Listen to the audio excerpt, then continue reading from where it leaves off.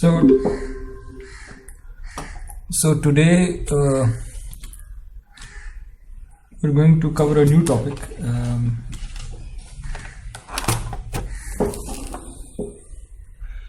We will be studying something called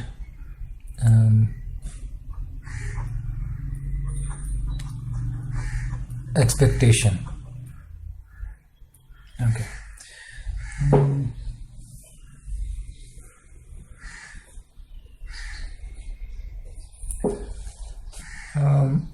Sometimes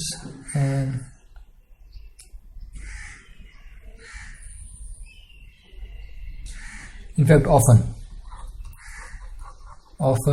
an entire distribution of a random variable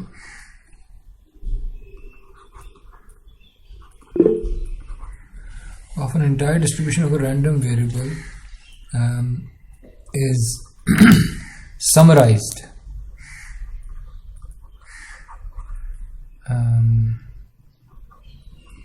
using two numbers.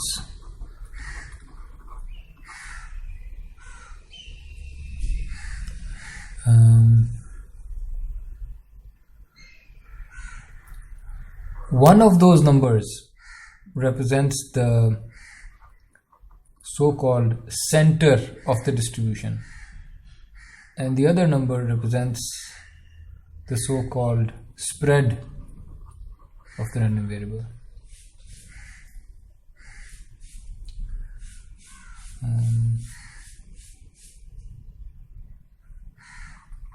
Both of these numbers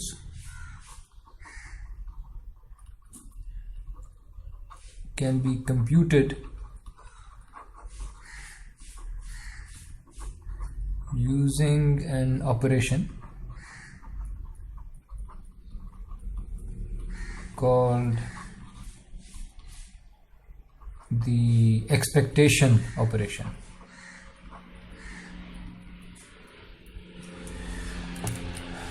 And today we'll see what this operation is.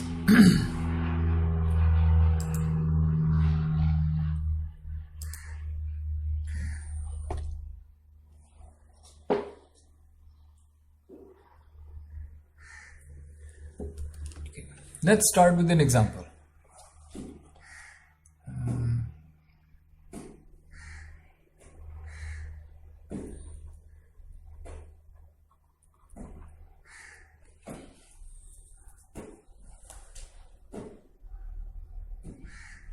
Let's say you have a fair die, one roll of a fair die. Can you give me the density table? If x is my random variable, what will be the set delta? What values will this random variable take?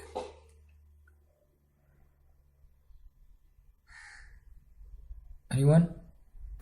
1, 2, 3, 4, 5, 6. 3, 4, 5, 6. And can you give me the probabilities? So what's the density? 1 by 6, 1 by 6. 1 by 6, 1 by 6, 1 by 6, 1 by 6, 1 by 6, and 1 by 6. Okay, great.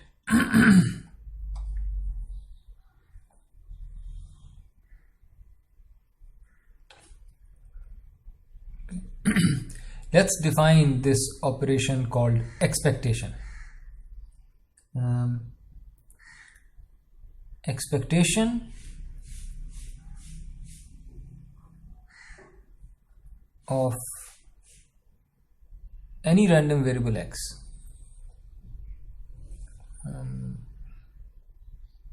In fact, let me define expectation somewhere else. Expectation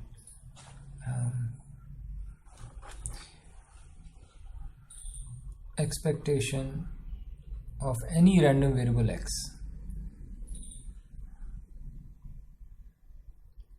is computed through this operation. You take the sum, where x takes all the values that this random variable takes, and then you multiply x with the probability that the random variable equals small x. This is the definition of expectation,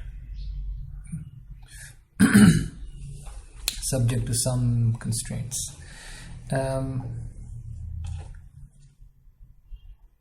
So let's apply this definition here. How will we compute expectation of x here? Can someone help me?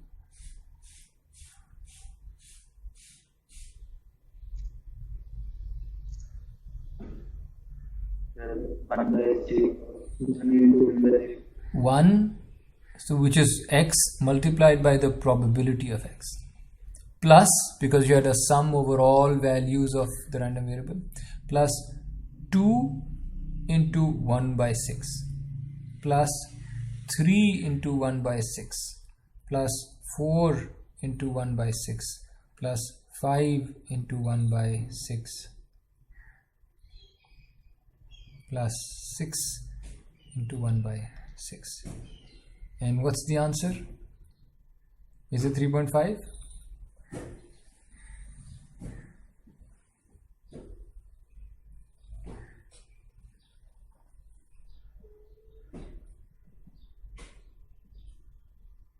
Right, it's 3.5. And notice that the expectation of x can be outside the delta set. It can be outside the values that the random variable takes. So our random variable can only take values 1, 2, 3, 4, 5 or 6. But the expectation is 3.5. So the expectation doesn't have to be one of the values that the random variable takes. It can be outside that set as well. Okay.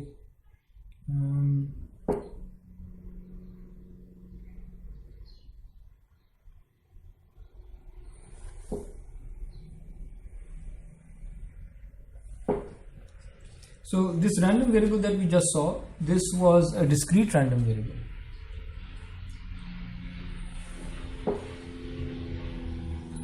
So let us let us have the definition. So this was for discrete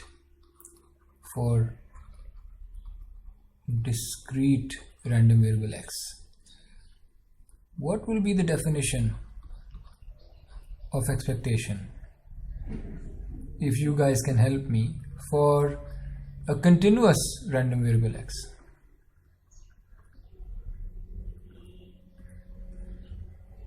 How should we proceed? Can anyone help me? Sum will be replaced by what?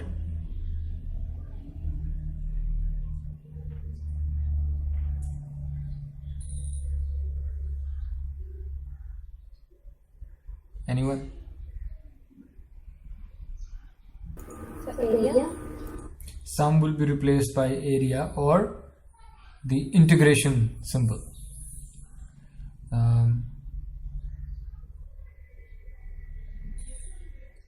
And x will still belong to all possible values of the random variable. And inside, you'll do the same thing. X multiplied, well, for a continuous random variable, you have the density f of x, which may or may not be a probability, right? Dx. In fact, this thing here, which we wrote probability for discrete, that's also density. It's also density. For discrete, the density equals the probability. But more generally, the definition of expectation is x into density of x, and then you sum it over all values of x. For continuous, you can't have sums, you have integrals, but the idea is the same. You integrate for all values of x multiplied by the density of x. The idea is the same. That's expectation.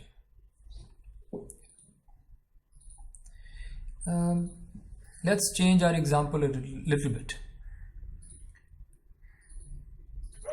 let's say you had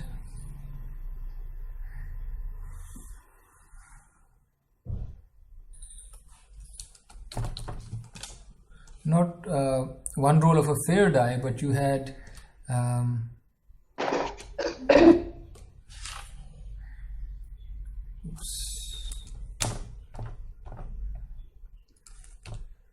what have I done?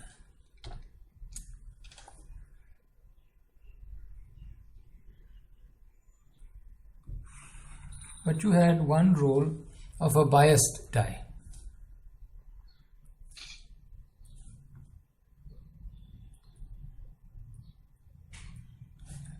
And the bias was that the probability of getting a 1 was 1 over 12. I don't know if this will add up to 1. Let's see. And this was 1 over 3.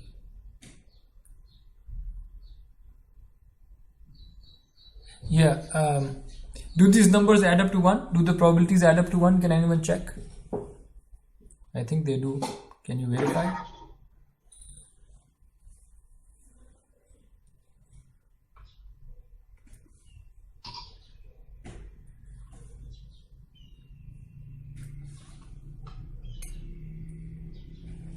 Sir, this answer is ज़्यादा बन रहा है some. Are you sure? Yes, sir. 2 over 6. Now say 1 by 4 करेगा. So what's the sum? So मैंने इसको आधा कर दिया, इसको डबल कर दिया. I think it should be 1. तो 1 by 4 से ठीक आ रहा है. 1 by 4 से ठीक आ रहा है. 6 की probability 1 by 4. Okay, पक्की बात है. Okay, let me see. So this is 4 by 6. This is 4.5 by 6. And I need 1.5.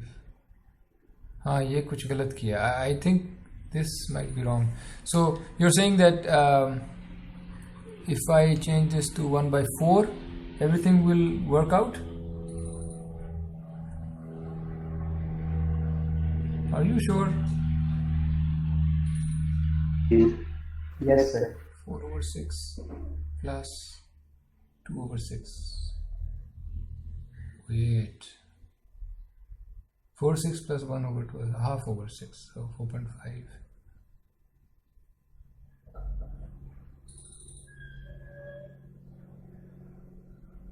Yeah, I doubt. Anyways, whatever the probabilities are, okay, let's assume they add up to 1. In this case, the expectation will be 1 into 1 over 12 plus 6 into plus all of these plus 6 into 1 over 4. Okay. And what's the answer?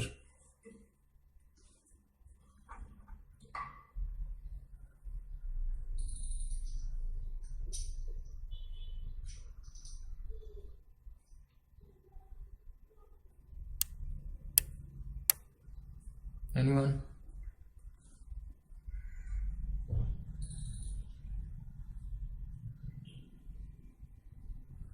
Can anyone give me the answer? I suspect that the answer will be closer to 6. It will be greater than 3.5.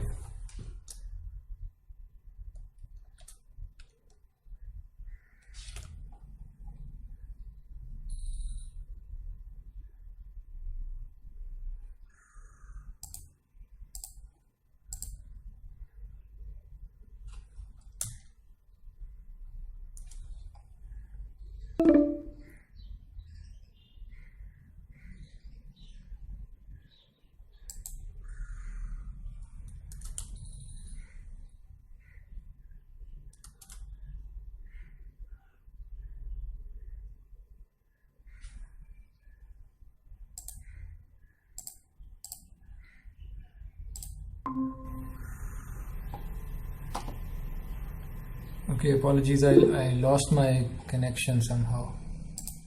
Okay, so what's the answer?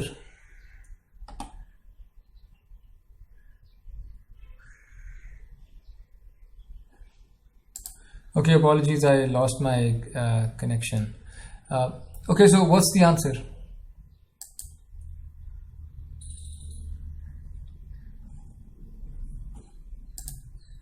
The C table. Okay.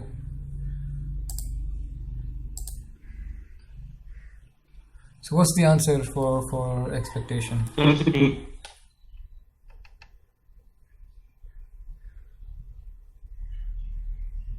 Anyone? The 3.9.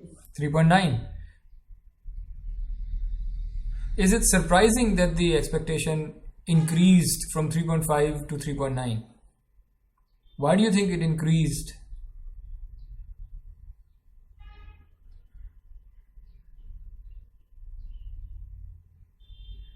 Why do you think it increased?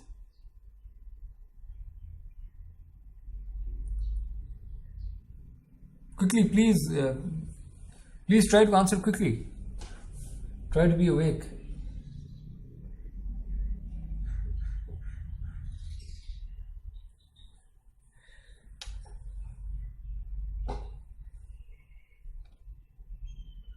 Bias का increase. Bias. Sir probability change नहीं है इनकी. So why did इस it वजह not? से. So it could have decreased then. Why did it increase?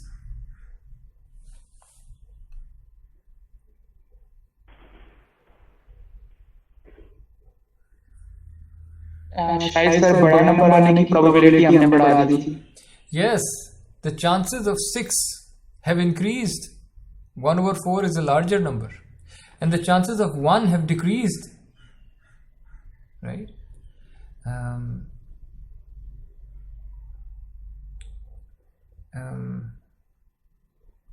And so expectation captures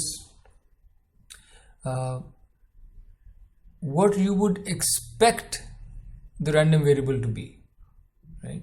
Now the random variable will not actually take this value, but on average, if you take the average of the random variables values, the average will be close to 3.9.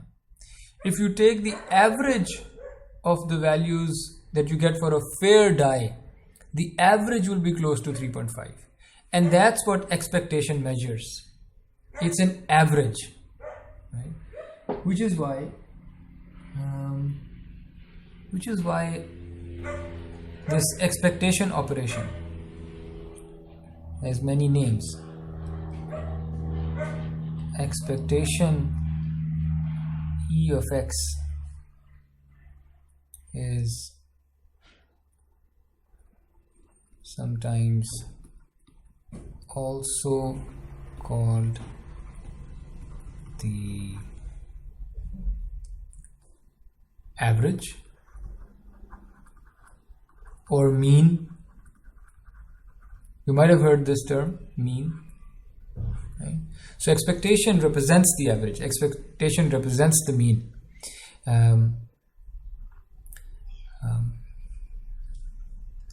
Let us do one more thing. Can you give me just this average? Can you give me the average of these numbers? 1, 2, 3, 4, 5, 6. Can you give me their average?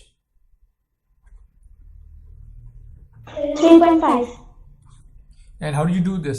You do 1 plus 2 plus 3 plus 4 plus 5 plus 6 equals 3 over 6 Divided by 6. equals 3.5. And so the average and the average of these numbers and the expectation of a fair die both came out to be 3.5. Well, you can write this average this way as well. So you have 1 over 6 being multiplied. So I can move this 1 over 6 inside. So isn't this the same as 1 into 1 by 6 plus 2 into 1 by 6 plus 3 into 1 by 6 and so on? Yes, sir. Yes, sir. And which will come out to be 3.5.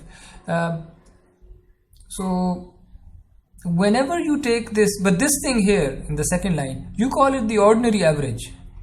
That's what you call average of 6 numbers. Let me call it ordinary average, the traditional definition of average. Right?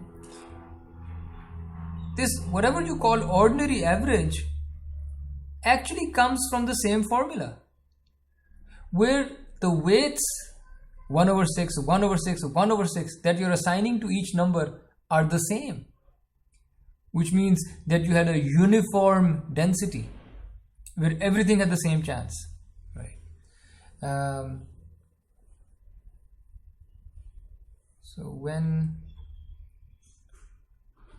x is uniform, when it's a uniform random variable, equally likely, then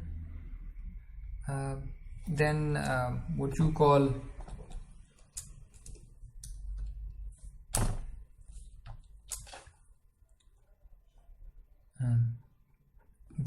call expectation is just ordinary average.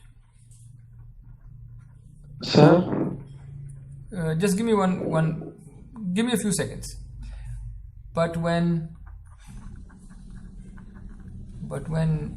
x does not follow a uniform density, when different values of x have different probabilities, then what you call expectation is a weighted average. This is what is called a weighted average, where these weights 1 over 6, 1 over 6, 1 over 6, 1 over 6, these weights can be different now. For example, here you had 1 over 12, then 1 over 6, you had 1 over 4 here. So when you have different weights, but as long as the weights add up to 1, you call it a weighted average. If the weights don't add up to 1, then it's not an average. Clear है यहाँ तक? Sir जी जी. Sir क्या हम dice को इस तरह से कर सकते हैं 22 के उसकी एक नंबर की प्रोबेबिलिटी 1 हो जाए? बिल्कुल कर सकते हैं.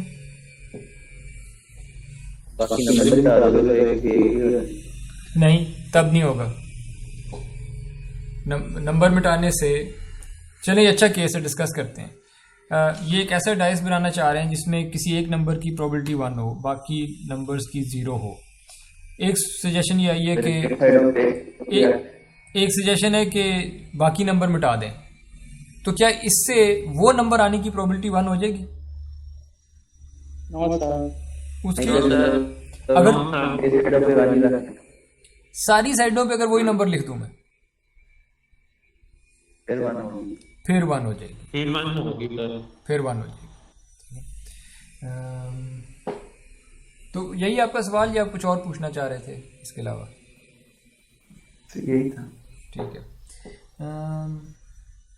और उस केस में आप अगर कहना चाहते हैं उसको रैंडम तो कह लें, पर टेक्निकली उसकी रैंडमनेस अब खत्म हो गई. किसी एक चीज का चांस 1 हो जाएगा.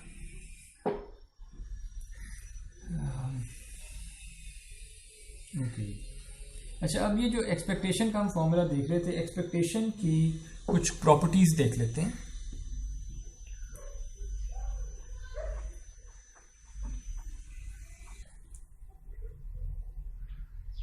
पहली प्रॉपर्टी तो ये, जिसको आप एक्सपेक्टेशन कहते हैं, ये एक रियल नंबर निकलेगा हमेशा.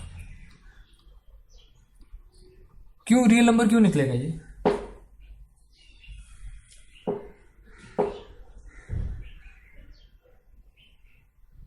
रियल नंबर क्यों निकलेगा?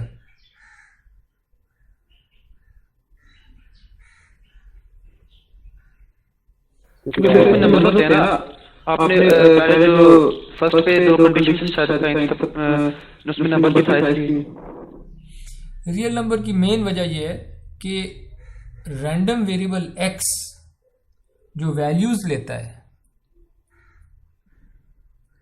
जो डेल्टा सेट था, इसमें रियल नंबर्स, क्योंकि रैंडम वेरिएबल रियल नंबर्स से बना होता है,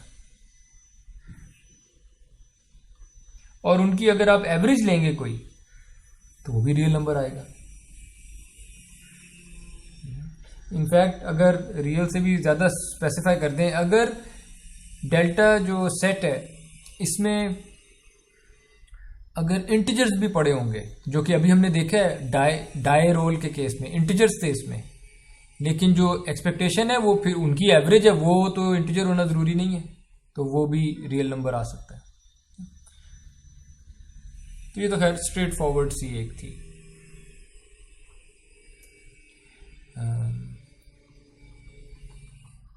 और ये जो भी एक्सपेक्टेशन है ना, इसको हम डिनोट अक्सर करते हैं सिंबल म्यू से,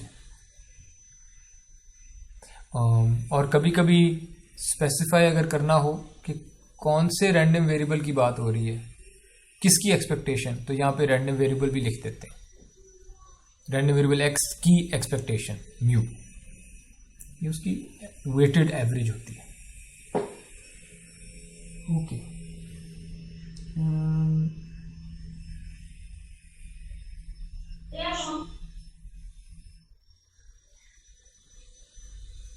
सर फिर इस वाले म्यू में दूसरे वाले म्यू में क्या फर्क होगा जो हमने पहले यूज किया था?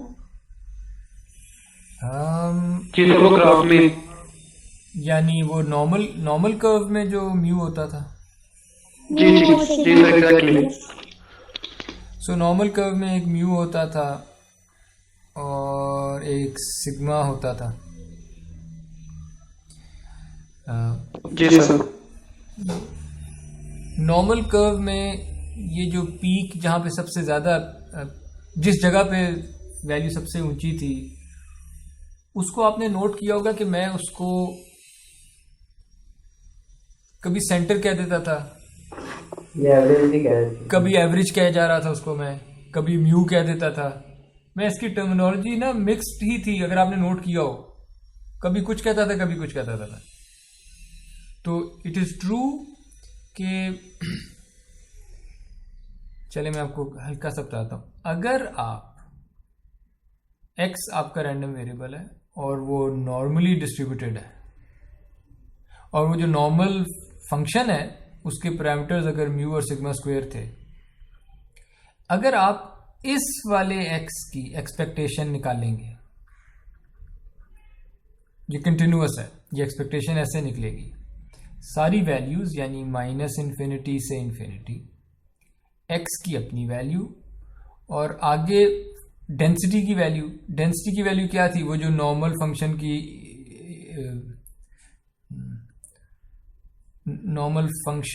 की जो वैल्यू आती थी और dx,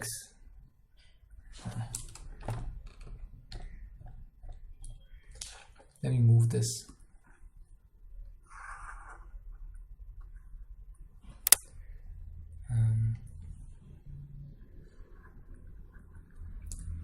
मैं आपको ये निकाल के नहीं दिखा रहा, पर अगर आप ये निकालेंगे, इसका जो आंसर आएगा ना वो म्यू होगा।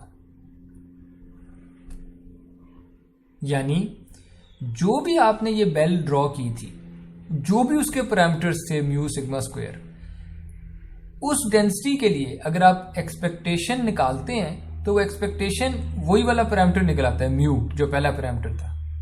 इसलिए इस म्यू को मैं बार बार कही जा रहा था एवरेज, या मैं इसको कह रहा था सेंटर, ये टर्म्स मैं यूज करता रहा हूं इसके लिए, राइट। वो इसी वजह से क्योंकि ये म्यू है जो एक्सपेक्टेशन है उस रैंडम वेरिएबल की। जिसका मतलब ये कि अगर म्यू 0 पर हो तो एक्सपेक्टेशन 0 है उसकी। म्यू अगर -17.8 है तो एक्सपेक्टेशन -17.8 है उस रैंडम वेरिएबल की, ठीक है। इस तरह की कुछ एग्जांपल्स हम करेंगे, अगर कंटिन्यूअस के लिए नहीं तो डिस्क्रीट के लिए जरूर करेंगे। तो इसका मतलब कि सेंटर चेंज करने से एक्सपेक्टेशन भी चेंज होगी।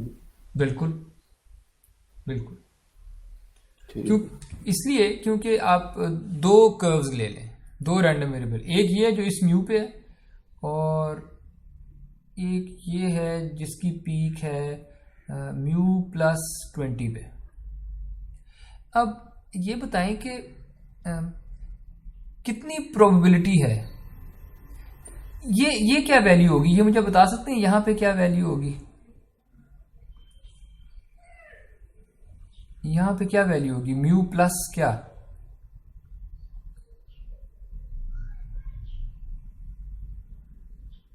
Anyone based on last lecture? Mu plus 3 sigma के अराउंड।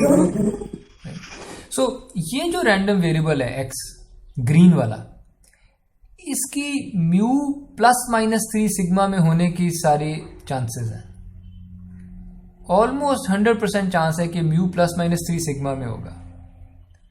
जबकि ये जो रेड वाला रैंडम वेरिएबल था, ये म्यू प्लस 20 वाली जगह plus minus, let's say sigma इनका सेम है, प्लस माइनस 3 सिग्मा होगा।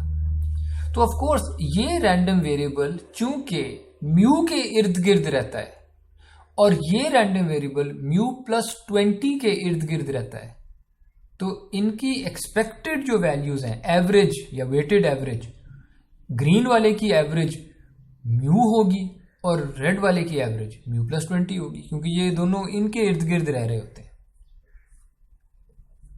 तो इसको एक्सपेक्टेड वैल्यू कहते हैं। ओके, दूसरी प्रॉपर्टी पे आते हैं। दूसरी प्रॉपर्टी ये है कि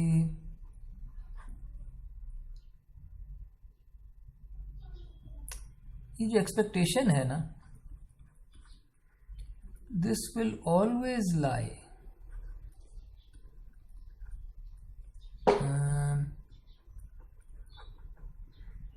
between या within the range of this। ये बात समझते हैं आप? पहले तो सिर्फ जुमला ही मुझे समझा दें क्या है ये।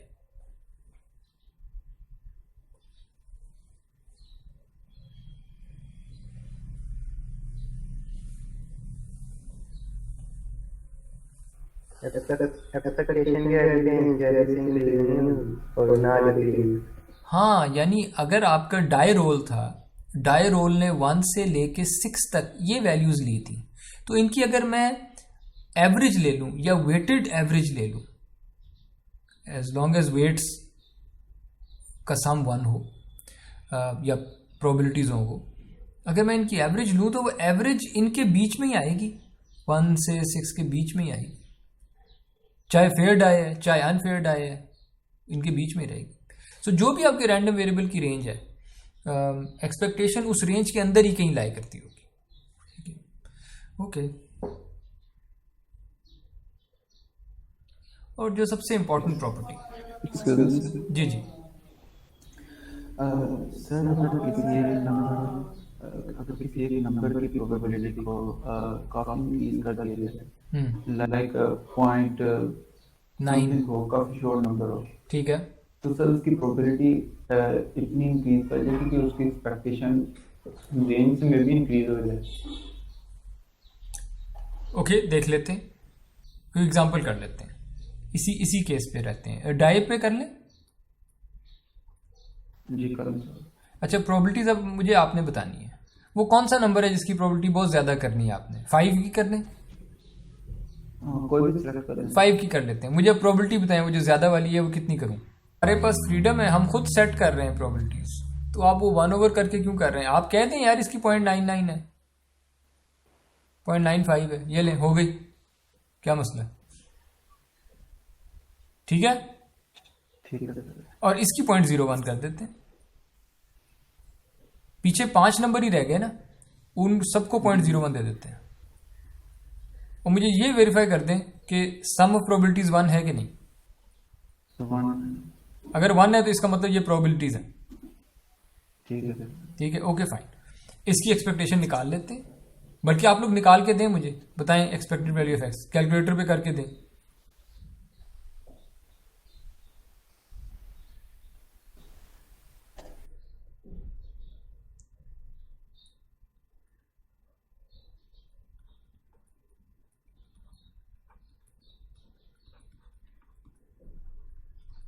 बताएं जी, कोई कैलकुलेटर भी मुझे करके दे आंसर।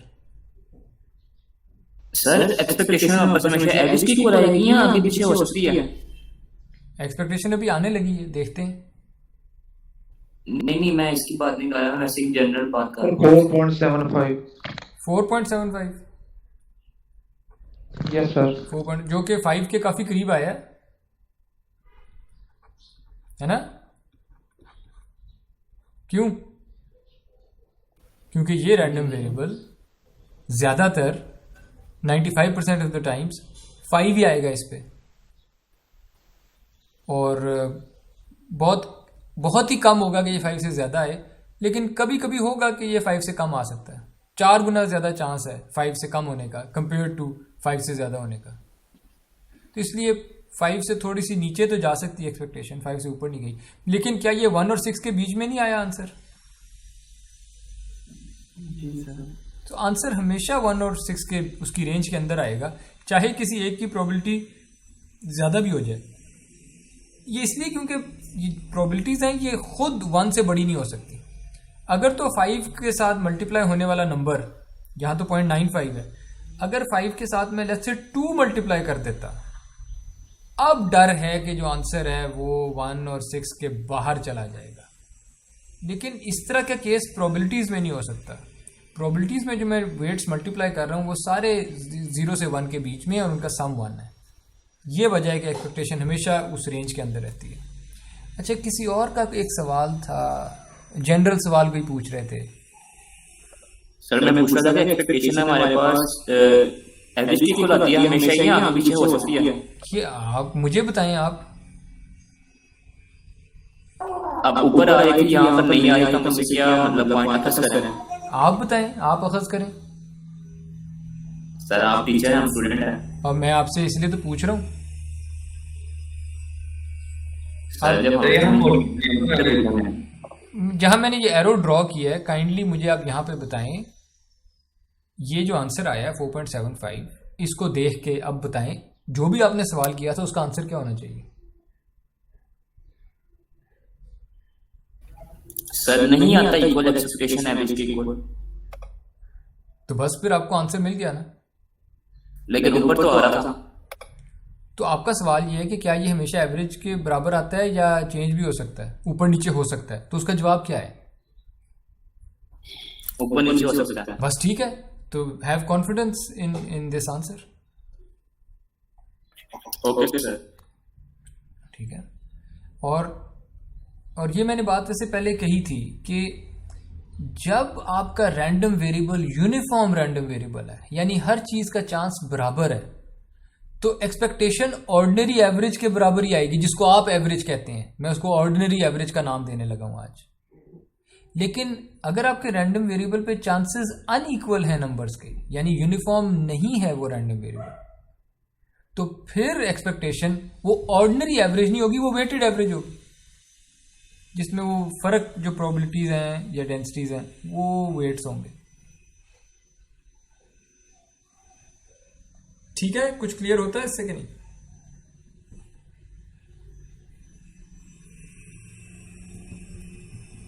जिन्होंने सवाल किया था। जी सर। Okay fine.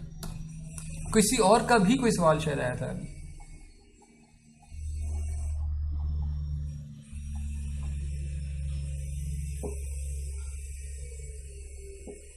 ओके, आगे चलते हैं।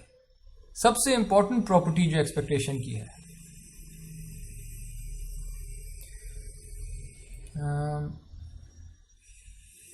वो ऐसा करते हैं, कंस्ट्रक्ट कर लेते हैं। मेरे पास एक रैंडम वेरिएबल है x, लेकिन मैं x की एक्सपेक्टेशन नहीं निकालता। मैं x की जो भी वैल्यूज थी उनको ना a से मल्टीप्लाई कर लेता हूं, और जो भी रिजल्ट आया है उसके अंदर एक और नंबर ऐड कर देता हूं b। पहले तो मुझे ये बताएं कि ये जो ओवरऑल आंसर है क्या ये रैंडम है कि नहीं? x तो रैंडम वेरिएबल था, क्या ये जो आंसर आएगा ये रैंडम वेरिएबल है या नहीं?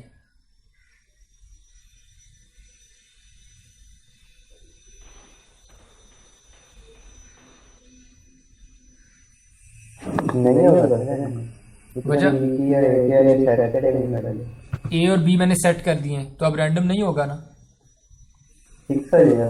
फिक्स हो जाएगा। Anyone else? सर रैंडम नहीं होगा क्योंकि एक्स की वैल्यू तो रैंडम है। ये अभी भी रैंडम होगा। एक्स तो चेंज होगा ना, इसलिए बिल्कुल। ए और बी फिक्स है, चेंज हो जाएगा। चेंज भी नहीं, आप कहें एक्स रैंडमली चेंज होगा। चेंज तो और चीजें भी होती हैं, तो ये रैंडमली चेंज होगा, तो देयरफॉर ए एक्स प्लस बी भी रैंडमली चेंज होगा। ये छोटा सा पॉइंट है लेकिन बड़ा जरूरी पॉइंट है, ये आगे आपकी हेल्प करेगा। चूंकि x रैंडम था, अब x की बेस पे कोई भी फंक्शन आप कंप्यूट कर लें। ये फंक्शन नहीं है क्या? इसको आप ऐसे नहीं देख सकते this was a function of x। जी सर। तो एनी फंक्शन जो x पे डिपेंड करता है, अगर x रैंडमली बिहेव कर रहा है तो ये फंक्शन भी रैंडमली बिहेव करेगा, क्योंकि ये x पे डिपेंड कर रहा था। ओके, इसको ऐसा करते हैं, इसको डिराइव करते हैं पूरा।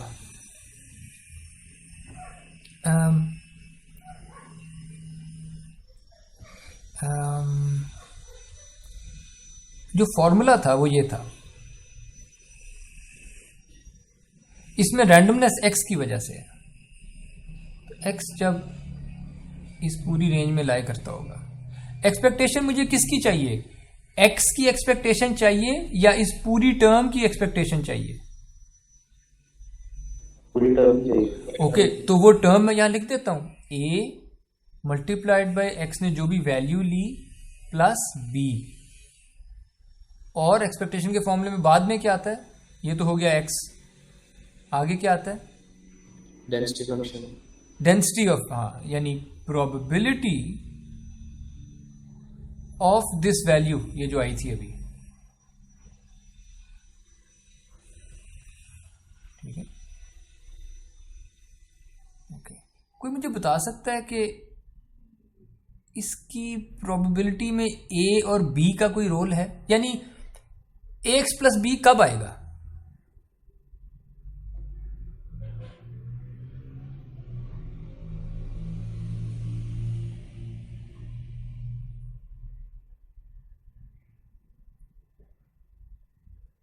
कब आएगा?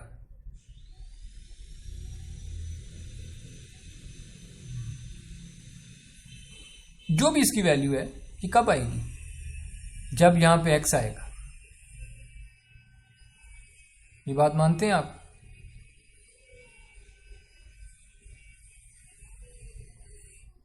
a और b तो फिक्स्ड हैं।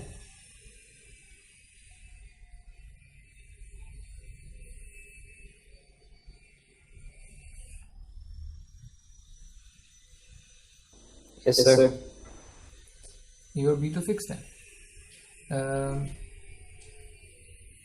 तो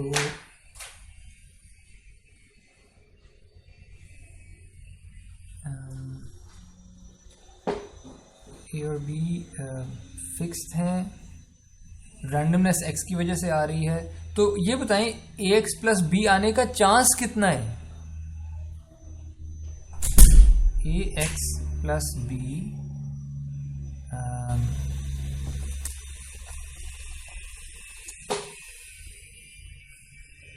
ए एक्स प्लस बी, ये इस वैल्यू का चांस कितना है? वैसे मुझे डेंसिटी कहना चाहिए, पर अगर डिस्क्रीट है तो मैं चांस कह देता हूँ। का चांस कितना है?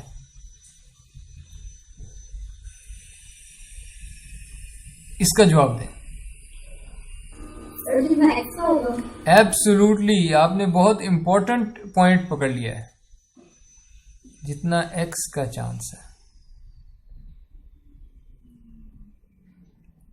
यहां पे आप लोग मुझे बता दें, अगर आप इन 4 जुमलों पे मेरे साथ हैं तो हम आगे चलते हैं। अगर यहां पे कोई कंफ्यूजन है तो मुझसे अभी सवाल पूछ लें।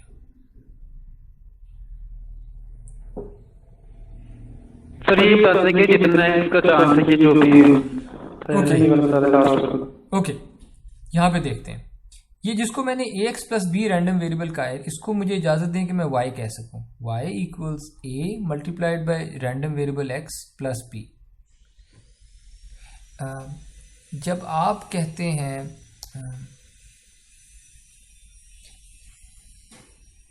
जब आप मुझसे कहें कि y की value probability that y takes this value ax plus b, इसमें रैंडमनेस तो सिर्फ x की वजह से आ रही है, तो y की जो भी ये वैल्यू आएगी ये x की वजह से आ रही है, जितना x के होने का चांस है, मैं इसको कह रहा हूं कि ये दोनों प्रोबेबिलिटीज बराबर होंगी। जितना y की वैल्यू ax प्लस b होने का चांस है वो असल में उतना ही चांस है जितना x random variable capital x का ये स्मॉल x होने का चांस है। Do you agree? इस वजह से है कि हमने a और b को फिक्स किया हुआ है। a और b तो फिक्स्ड है, रैंडमनेस तो x की वजह से आ रही है, तो जितना x के तो और स्पेसिफिक कर देते हैं example, probability of y equals a into 3 plus b, और ये 3 उस रैंडम वेरिएबल की वैल्यू थी x की, तो जितना x के 3 होने का चांस है उतना y के 3a प्लस b होने का चांस है। अग्रीड? Yes sir, great. तो अब यहां से आगे चलते हैं। x की वैल्यूज ऐसे ax प्लस b जैसा था वैसे ही लिखा, और यहां पे probability of ax plus b नहीं लिखी, probability of x equals x लिख दिया। सही? ये मैंने इजाजत है मुझे ये करने की?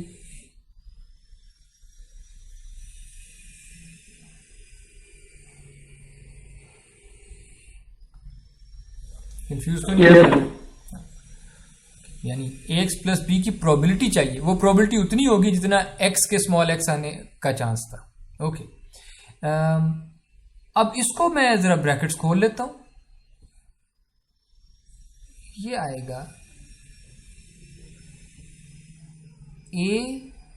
ax into probability of x equals x plus अगली summation b multiplied by probability of x equals x। यहां पे आप लोग मेरे साथ हैं? ये जो मैंने खोले, ओके ग्रेट। ये जो पहला सम है, ये सम x की वैल्यूज पे हो रहा है। इनके अंदर ये जो a है ये तो कांस्टेंट एक टर्म है जो मल्टीप्लाई हो जा रही है हर टर्म में, है ना? a जो है, यस सर, तो a को मैं सम से बाहर ला सकता हूं ना? Yes sir. ये बस मैं ये कह रहा हूँ, जब आप करते हैं 2x plus 2y plus 2z, तो मैं इसको ऐसे भी तो लिख सकता हूँ, 2 बाहर आ जाता है और सम के साथ मल्टीप्लाई हो जाता है, तो मैं यही यहाँ पे करने लगाऊंगा। a बाहर आ गया, सम x की तमाम values x into probability of x equals x plus same हरकत मैं यहां नहीं कर सकता, b तो कांस्टेंट मल्टीपल है,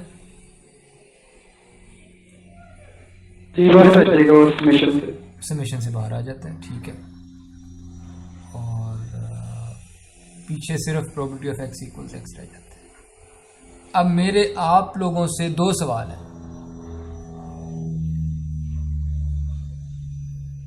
ये क्या वैल्यू है ये बता दें मुझे, और ये क्या वैल्यू है ये बता दें मुझे।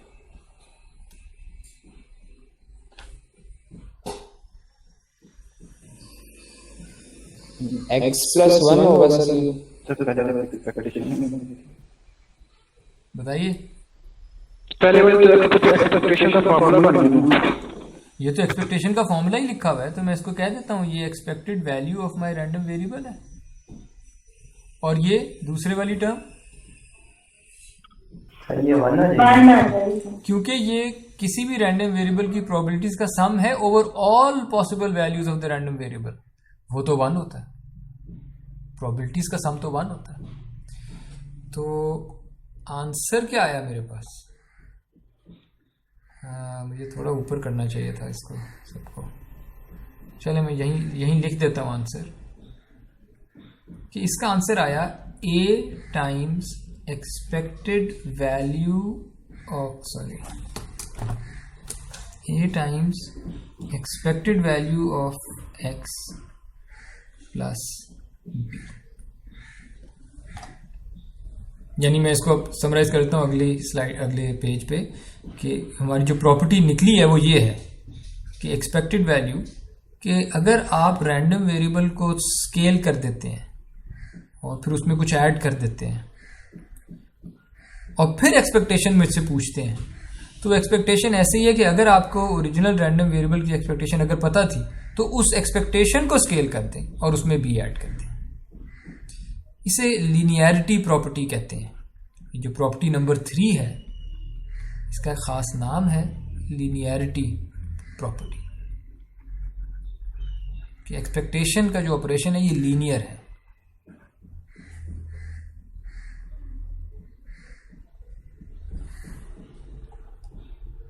इस पे कोई सवाल जी यहां तक?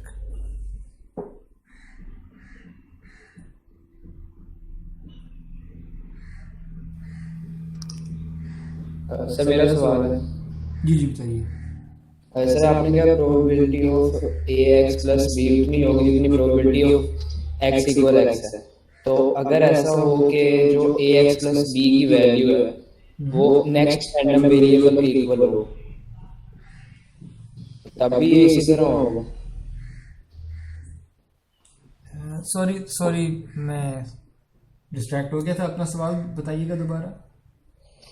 सर अगर ax प्लस b की जो टोटल वैल्यू आ रही है जी वो नेक्स्ट रैंडम वेरिएबल की इक्वल होती है, ओके, तो तब भी ये x इक्वल x की प्रोबेबिलिटी के बराबर होगी।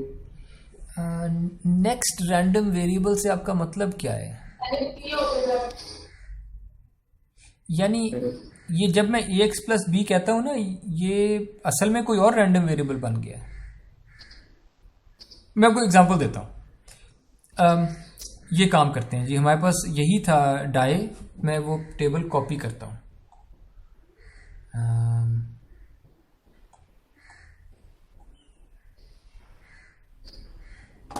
ये वाला टेबल कॉपी करते हैं जो इन्होंने लिखवाया था अभी मुझे, 0.95 वाला ना।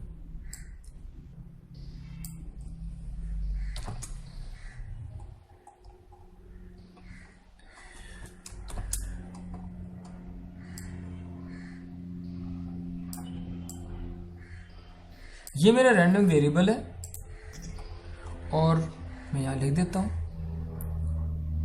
This is my random variable. ये उस रैंडम वेरिएबल की डेंसिटी है। अब मैं एक और काम करने लगा हूं।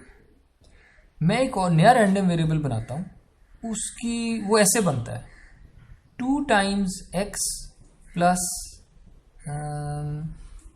या -3 कर देते हैं, -3।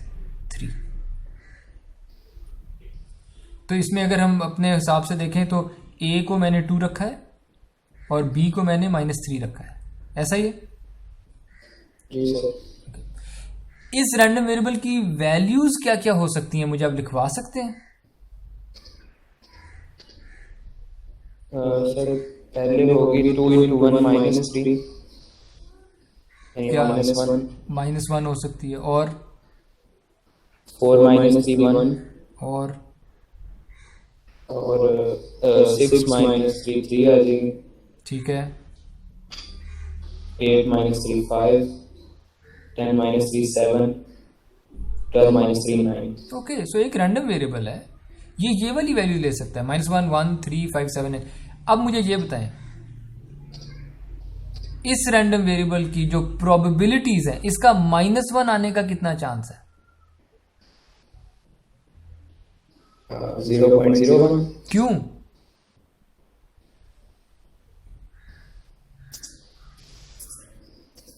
आप कहते हैं इसका -1 होने का इतना चांस है, क्यों?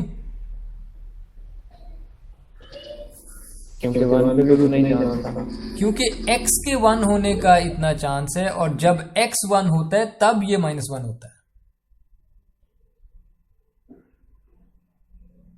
Do you agree with this last sentence that I spoke? Yes sir. इस रैंडम वेरिएबल 2x - 3 जो भी रैंडम वेरिएबल है, इसके -1 होने का चांस 0.01 है, क्योंकि ये -1 तब होता है जब x 1 होता है, और x के 1 होने का चांस 0.01।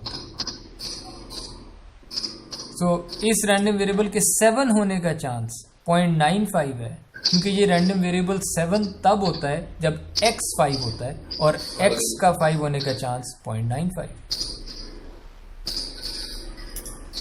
ठीक है सर, थैंक यू।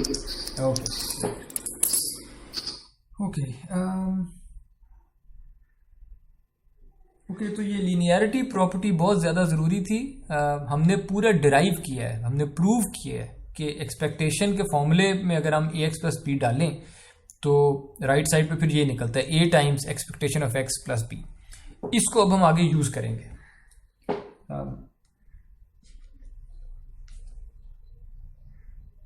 लेकिन पहले हम चलें, बल्कि ऐसा करते हैं, यूज कर लेते हैं।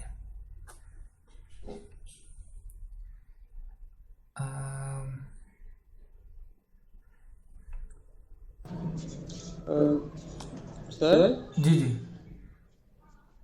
सर, ये जो नीचे सर, ये जो नीचे हमने टेबल बनाया हुआ है, उसमें हमने 2 रैंडम वेरिएबल लिए हैं ना? जी जी, एक x और 2x, एक 2x - 3। ठीक है सर, एक तो 1 है ना, तो ऊपर लिखा, और एक -1 है। 1 पे भी हमारी प्रोबेबिलिटी 0.01 आई है, और -1 पे भी 0.01 आई है।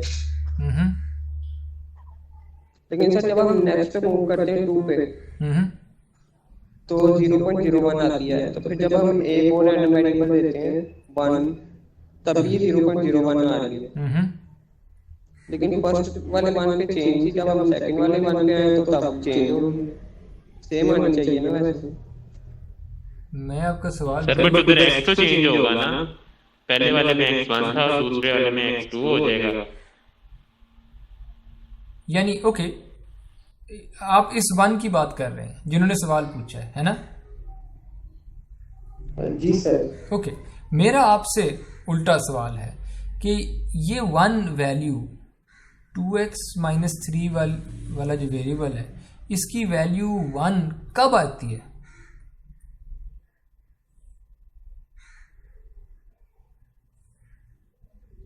जब ये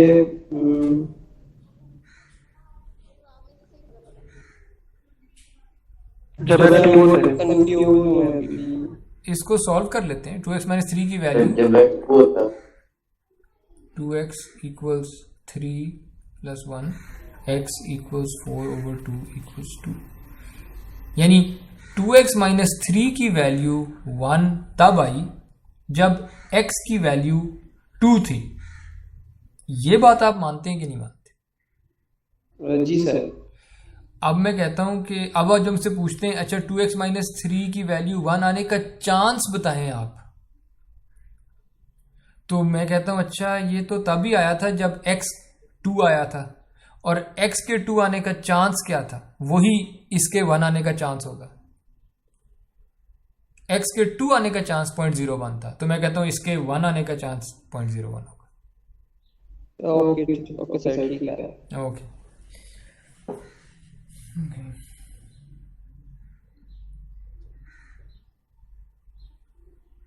एक्सक्यूज मी सर। जी जी सर, मेरा नेट ऑफ हो गया था, ये आप लास्ट पॉइंट समझा सकते हैं दोबारा? चांस, ये चांस वाला पॉइंट सर। आप मुझे अपना ओवरऑल वैसे कोई सवाल बताएं। सर, ये 2x - 3 = 1 का चांस नहीं है जितना ये वाला सर। आप इस बात से एग्री करती हैं कि 2x - 3 की वैल्यू 1 हो जाए, इसका उतना ही चांस है जितना x की वैल्यू 2 हो जाए उसका चांस हो? ये सब एग्री करती हैं इस बात से? Yes sir. तो मैंने बस यही कहा है। ओके।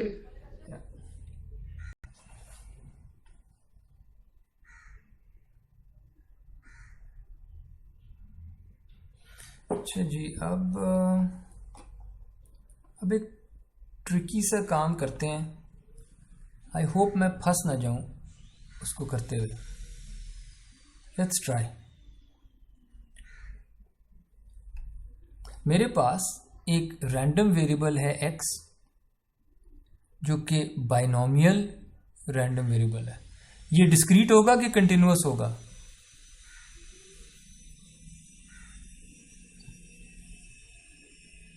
एनीवन? डिस्क्रीट। ये काउंट करता है। हाँ, ये काउंट करता है नंबर ऑफ हेड्स।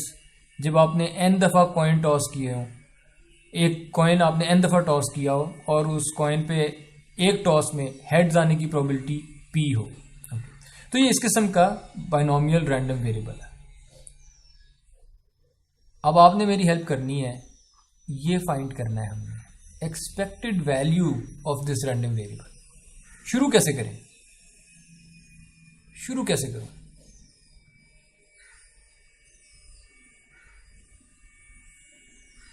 एक्सपेक्टेशन का फॉर्मूला क्या कहता है? सबसे पहले क्या लिखा होता है?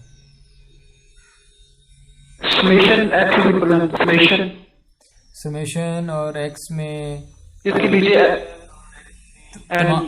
तमाम वैल्यूज उसकी जो है, और इधर क्या होता है?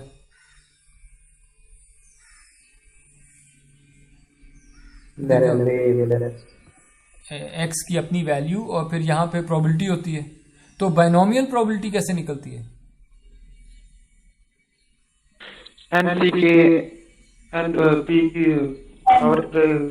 तो k क्या है यहाँ?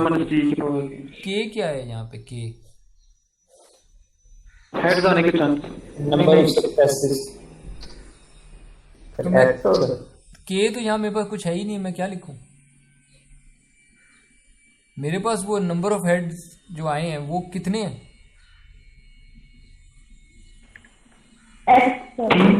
x है। x ही x वाली जो डेल्टा सेट था, डेल्टा सेट पहले बना लेते हैं। डेल्टा सेट इसका कैसा होगा? n कॉइन टॉसेस थे, नंबर ऑफ हेड्स कितने हो सकते थे?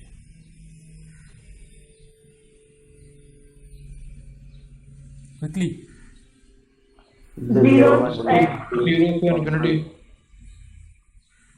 इंफिनिटी। टॉसेस कितने? n तक। तो n टॉसेस में इंफिनिटी हेड्स आ सकते हैं? नो सर, वो n करना था, वो गलती से इन्फिनिटी क्या है। ओके, सो जीरो से लेकर n तक इंटीजर्स होंगे इसके अंदर। Okay fine. और ये ही नंबर ऑफ हेड्स हैं, ठीक है। तो जब आप यहाँ पे कहते हैं x की तमाम वैल्यूज जो रैंडम वेरिएबल ले सकता है डेल्टा सेट में से x, तो ये वो नंबर ऑफ हेड्स ही हैं जिसको आप k कहते थे। तो यहाँ n चूज x होगा। आगे p raise to power x। p raise to the power x, क्योंकि इतने हेड्स आए थे, इंडिपेंडेंट थे। Multiply by 1 minus p raise to power n minus x। तो ये जो भी टर्म लिखी है, ये मैंने सिर्फ probability of x equals x लिखा है कि इतने हेड्स आए थे। फाइन।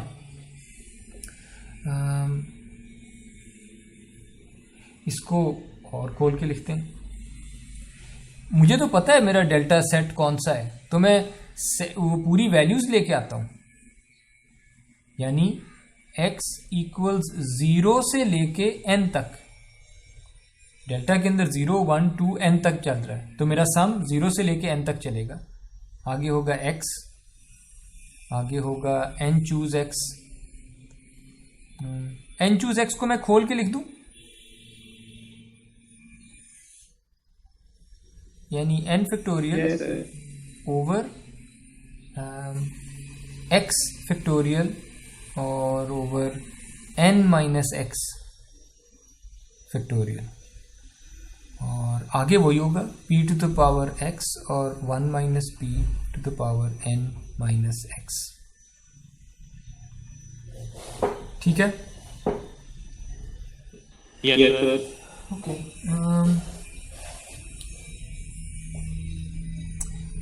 ये बताएं, ये जब सम चलेगा सबसे पहले x की वैल्यू 0 होगी, सबसे पहले x की वैल्यू 0 होगी। जब x की वैल्यू 0 होगी तो जो मर्जी ये प्रोबेबिलिटी का आंसर आ जाए, ये मल्टीप्लाई किससे हो रही होगी प्रोबेबिलिटी? जब x की वैल्यू 0 है, x से, और x की वैल्यू क्या है अभी शुरू में? 0। तो ये जो पहली टर्म है जो भी आनी थी ये 0 से मल्टीप्लाई हो जानी, ये तो खत्म हो जानी है। यानी इस सम को मैं, अगर आप मुझे इजाजत दें, मैं इसको कॉपी पेस्ट कर लेता हूं, तो 1 से स्टार्ट करेंगे और सम को मैं 1 से स्टार्ट कर दूंगा। बिल्कुल सही आप पहुंचे।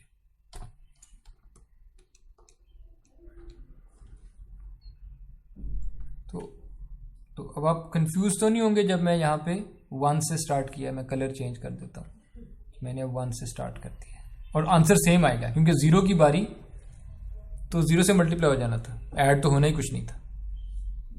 मेरे साथ हैं आप लोग? ओके, अच्छा अब एक और काम करते हैं।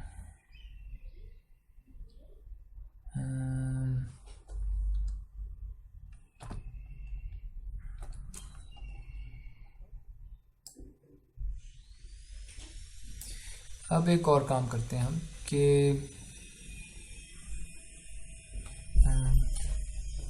यहाँ पे तो हम 0 ले ही आए हैं, सॉरी 1। ये x और x फैक्टोरियल, अगर मैं ये कैंसिल कर दूं x फैक्टोरियल में, तो x into X minus 1 factorial लिखा होगा। यानी I can write this as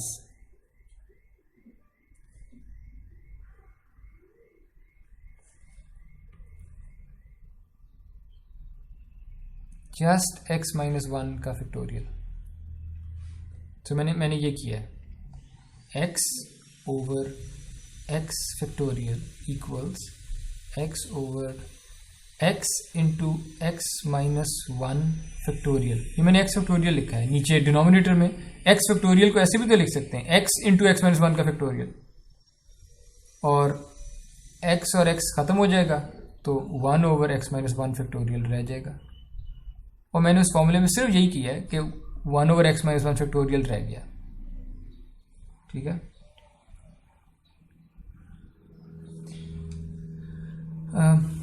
अब मैं एक गेम खेलने लगा हूं। मैं आपको पहले बताता हूं कि मैं वो क्या गेम खेलने लगा हूं, क्यों वो गेम खेलने लगा हूं।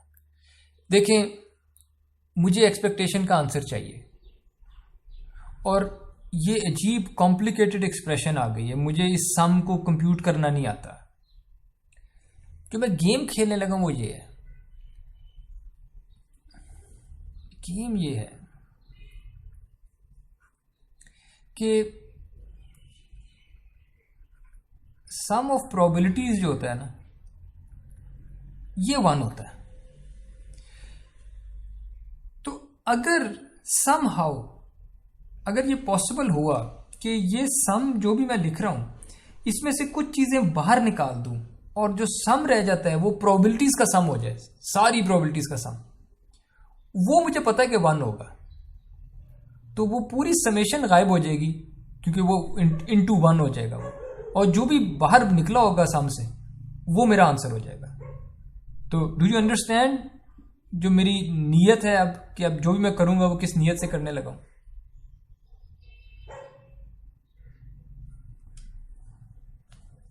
ये समेशन मेरे से सॉल्व करनी मुझे मुश्किल लग रही है, मैं इसको मैनिपुलेट,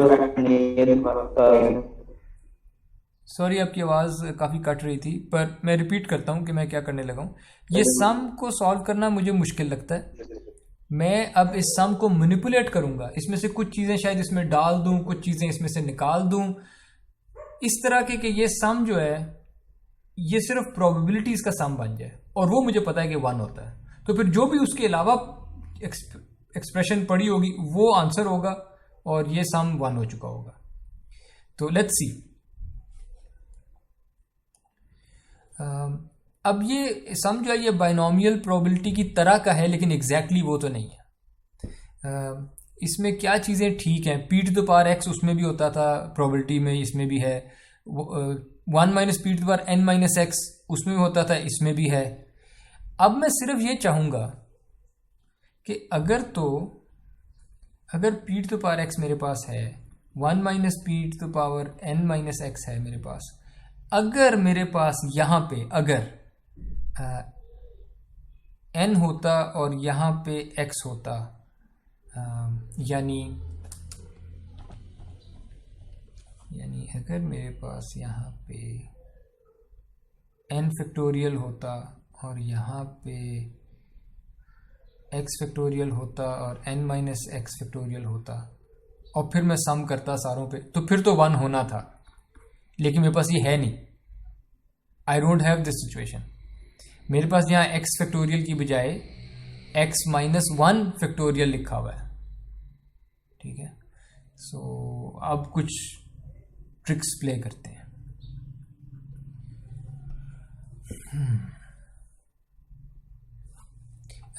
आप लोग मुझे आई अपोलोजाइज, पर आप लोग मुझे अगर 1 सेकंड दे दें, 1 सेकंड।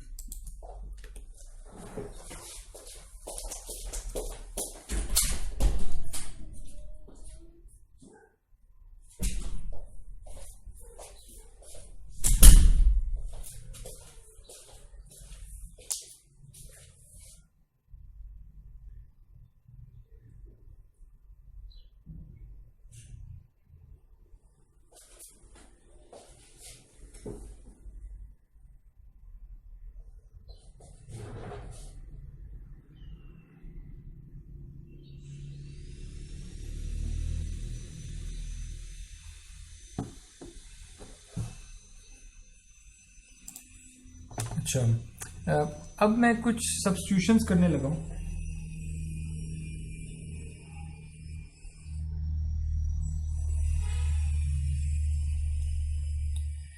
आप मुझे जो जी सर इस बात में कंफ्यूजन है कि हमारे पास था तो सही एन चूज एक्स, हमने वो उसको फर्दर किया था एक्सपेंड, तो फिर वो उसे कैंसिल आउट करके तो ये आंसर है ना, हम उसको पहले भी तो कर सकते हैं।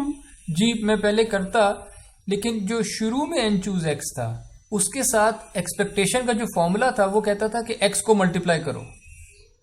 एक्सपेक्टेशन का फॉर्मूला कहता था कि एन चूज एक्स में एक्स मल्टीप्लाई करो।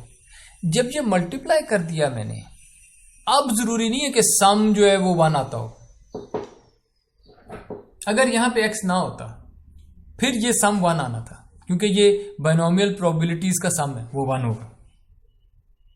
लेकिन यहां पे एक्स भी मल्टीप्लाई हुआ है। Do you agree with me? Yes sir, yes sir, got it. तो वो एक्स जो है वो अपना रोल अब प्ले कर ही जा रहा है, मल्टीप्लाई हो रहा है, और अब सम हाउ इसको मैंने किसी तरह से बाहर निकालना है, ठीक है। अच्छा, अब आप मुझे इजाजत दें कि मैं कुछ सब्स्टिट्यूशंस करता हूं।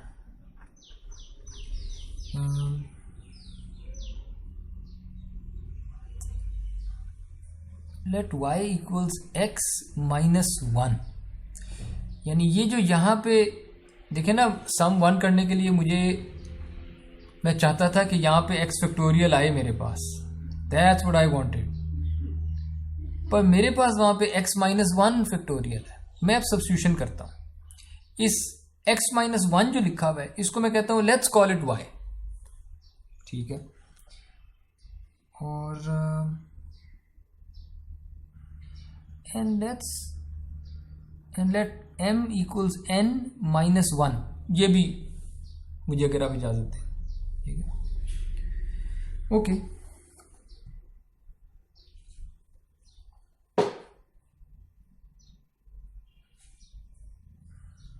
अगर मैं ये इस तरह वेरिएबल्स डिफाइन कर दूं तो ये जो भी ऊपर सम चल रहा था इसको मैं ऐसे लिख सकता हूं।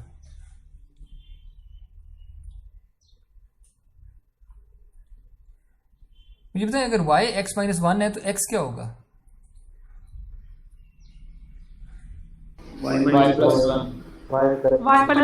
y plus 1। ये पहली बात होगी। दूसरी बात, x 1 से स्टार्ट होता है ना,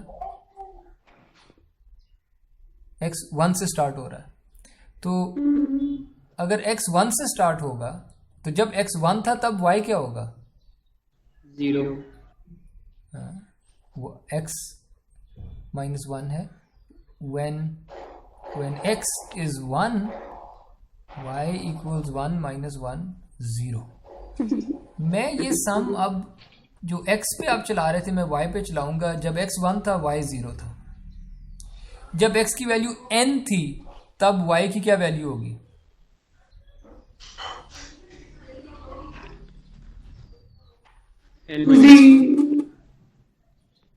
इस फॉर्मूले में डाल दें y इक्वल्स x माइनस 1. जब x की वैल्यू n थी तो y की वैल्यू n माइनस 1 होगी. तो ये तो सम के जो लिमिट्स थे मैंने वो देख लिए. x की बजाय मैं y वेरिएबल अपना बना रहा हूँ. फाइन. n फैक्टोरियल जो है n क्या होगा?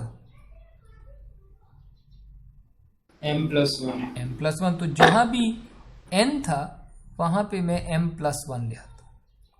यहाँ n फैक्टोरियल था मैं m+1 फैक्टोरियल ले आता. डिवाइडेड बाय यहाँ x-1 है. x-1 को तो मैं y कहता हूं. ये तो y फैक्टोरियल है. और जो n-x है ये क्या होगा? n-x.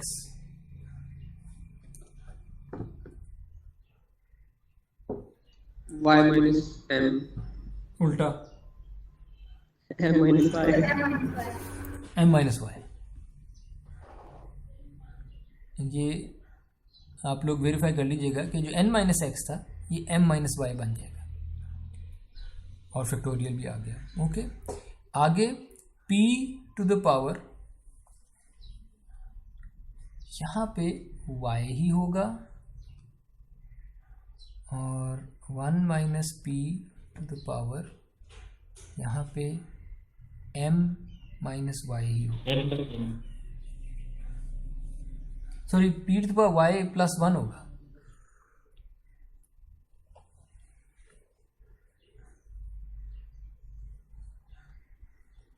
इधर नहीं होगा. इधर n था तो उसकी जगह m+1 लिखेंगे. 1 माइनस p की पावर में p की पावर x थी. p की पावर x है. इधर नहीं, नेक्स्ट स्टेप की बात कर रहा हूँ. ओके. इसमें कहाँ पे? जिधर m माइनस y है पावर में जी. क्योंकि इधर था ना कि n माइनस x था तो n की जगह तो हमने m+1 लिखना था. तो n माइनस एक्स ले आते हैं. n minus x. n जो है हमारा उसकी वैल्यू है m+1. तो n को रिप्लेस करता हूँ. m+1 से माइनस एक्स की क्या वैल्यू है हमारे पास? y+1. सर लगी समझ लगी. ओके. वो कट जाएगा +1 और -1. जी बिल्कुल. तो m-y आंसर आ जाएगा. सर जी जी सर जी जी सर शुरू में हमने वहाँ पे जो समेशन का साइन लगाया है उसमें ऊपर लिखा है उसके n-1. जी. तो यहाँ पर पहले n था तो n की वैल्यू जो है वो हमारे पास m+1 ही आएगी. n की वैल्यू m+1 है. हाँ जी. तो जो समेशन का साइन है उसके ऊपर हमने लिखा है n-1.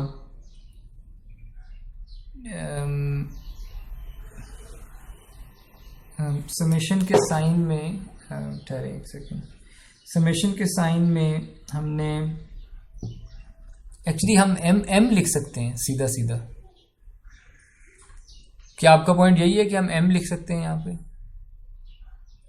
सर n की वैल्यू m+1 है तो यहाँ पर m+1 ही आएगा. ओके ओके ओके ठीक है. So let me explain. हमने असल में अपना वेरिएबल चेंज कर दिया है. जो आपका सम पहले x पे हो रहा था अब मैं वो सम y पे कर रहा हूं. पहली बात. दूसरी बात, y की वैल्यू x-1 है. जब x 1 था तो y 1-1 था यानी 0.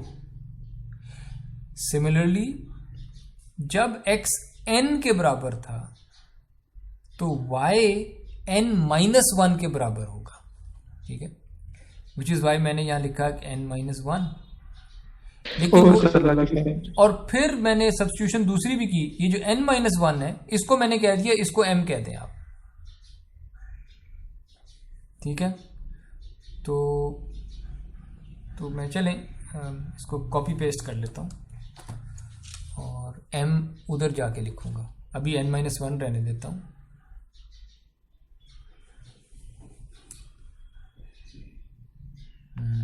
ये चलें यार, मैं m इधर ही करने लगा हूं, ठीक है। n-1 m के बराबर, इसको m कहते हैं। Now let's look at this, does it make some sense, कुछ आसानी हो रही है नहीं हो रही। कोई ऐसी टर्म्स हैं यहाँ पे, एक तो यहाँ m+1 आ गया है, m+1 फैक्टोरियल कैसे लिख सकते हैं आप?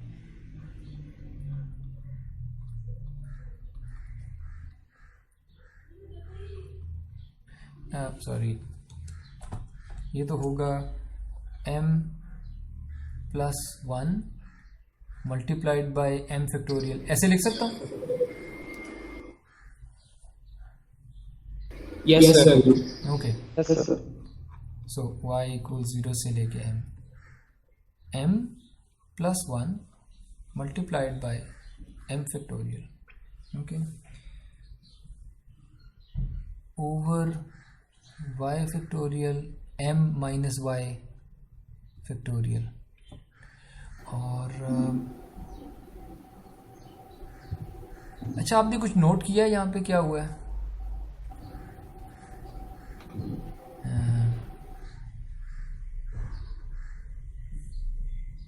ये क्या हुआ है? ये फेमिलियर लगती टर्म,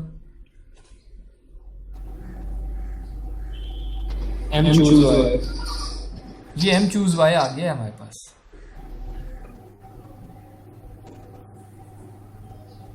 और अगर यहाँ m choose y है, मैं क्या चाहूंगा कि p टू द पावर क्या है मेरे पास? y, मैं चाहूंगा कि मेरे पास p टू द पावर, पर मेरे पास तो p to the power y+1 है, पर p to the power y+1 को मैं ऐसे लिख सकता हूं, p into p to the power y। Yes sir. Yes sir. आगे है 1 minus p to the power m minus y। ये तो जिस फॉर्म में मैं चाहता था वैसा ही है ना? Yes sir. ओके, सो मैं वो सारी चीजें सर्कल कर देता हूं जो बाइनोमियल प्रोबेबिलिटी वाली चीजें हैं। यही 3 है ना? Yes sir. और अब मैं कोशिश करता हूं कि जो बाकी हैं, अगर मैं उनको सम से बाहर निकाल सकूं तो निकाल लूंगा। पता नहीं सम से बाहर निकल सकती हैं कि नहीं निकल सकती। सम से बाहर कौन सी चीजें निकलती हैं? जो कांस्टेंट मल्टीपल्स होते हैं, ऐसा ही है ना? Yes sir. Okay, let's see. It turns out कि वो जो बाकी टर्म्स हैं वो हैं कांस्टेंट मल्टीपल्स, यानी मैं इसको ऐसे लिख सकता हूं, आपका जो सम है वो तो y पे हो रहा है, y चेंज हो रहा है बार बार। m+1 तो एक फिक्स्ड नंबर है, ये तो कांस्टेंट मल्टीपल है, मैं बाहर लेके जा सकता हूं। इसमें ये जो p है, p तो फिक्स्ड है, प्रोबेबिलिटी ऑफ हेड्स, ये y की वजह से चेंज तो नहीं हो रहा, y के चेंज होने से, ये भी कांस्टेंट मल्टीपल है। इन दोनों को मैं बाहर ले जाता हूं, बाकी रह गया सम y इक्वल 0 m, आगे m चूज y, आगे p to the power y, 1 minus p to the power m minus y। इसका क्या आंसर है? 1। इसका तो आंसर 1 होगा, ये तो प्रोबेबिलिटी है, और प्रोबेबिलिटी का सम है, बाइनोमियल प्रोबेबिलिटी का सम है ओवर ऑल वैल्यूज।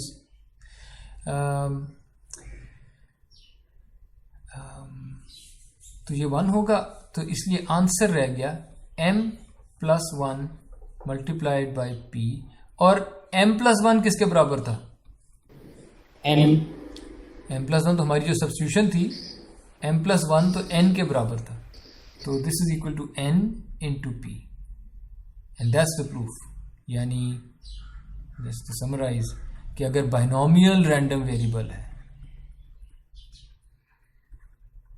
जिसमें नंबर ऑफ टॉसेस n है, प्रोबेबिलिटी ऑफ हेड p है, इस तरह के रैंडम वेरिएबल का जो एक्सपेक्टेशन है वो n इंटू पी आता है। अगर आपको पिछला लेक्चर याद हो तो हमने कॉइन टॉस वाले किए थे कि बाइनोमियल वो है रैंडम वेरिएबल, और हमने कहा था हमने उसके ऊपर नॉर्मल कर्व फिट करना है। और जो बेल हमने कहा था कि if x follows binomial n, p distribution, तो उसको अगर अप्रॉक्सीमेट करते हैं,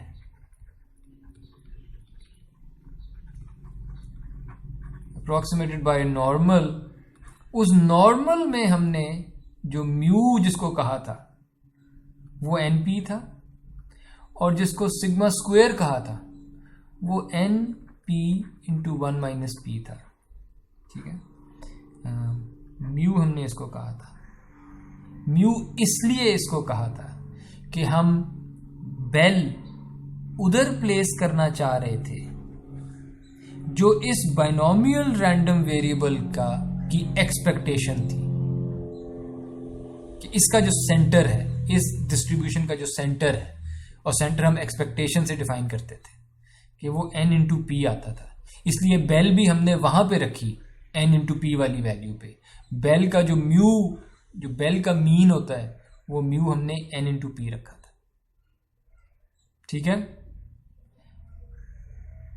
ये पार्ट अब हम अगली दफा करेंगे नेक्स्ट लेक्चर में, कि हमने सिग्मा स्क्वायर को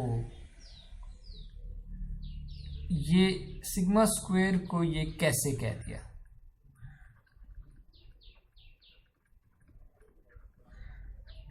कि बाइनोमियल डिस्ट्रीब्यूशन की जो स्प्रेड था वो np इंटू 1 माइनस पी क्यों आता था, और ये स्प्रेड होता क्या है। रिमेंबर, मैंने आज का लेक्चर शुरू इस बात से किया था कि डिस्ट्रीब्यूशंस को आप समराइज कर सकते हैं दो नंबर से। एक सेंटर हमने आज कर लिया है, वो एक्सपेक्टेशन ही वो सेंटर है, और दूसरा था स्प्रेड, कि वो अपने सेंटर के इर्द गिर्द कितना मूव करता है, कितना स्प्रेड आउट है रैंडम वेरिएबल। इसको भी हम एक्सपेक्टेशन वाले ऑपरेशन से ही स्टडी करेंगे अगली दफ़ा, लेकिन उसको एक्सपेक्टेशन नहीं कहते, उसको स्प्रेड या वेरिएंस, कुछ और नाम होते हैं उसके लिए। अगला लेक्चर हम बिल्कुल यही मैथमेटिक्स होगी जो हमने आज की है, लेकिन अब हम सेंटर की बजाय स्प्रेड को मेजर कर रहे होंगे रैंडम वेरिएबल की। कोई सवाल जी आप लोगों के? सर स्प्रेड को फिर सिग्मा कह सकते हैं ना, सिग्मा स्क्वायर। हाँ, तो यानी वैसे तो हम ये अगले लेक्चर में हमने कवर करनी है ये बातें, लेकिन जिसको आप सिग्मा कहते हैं,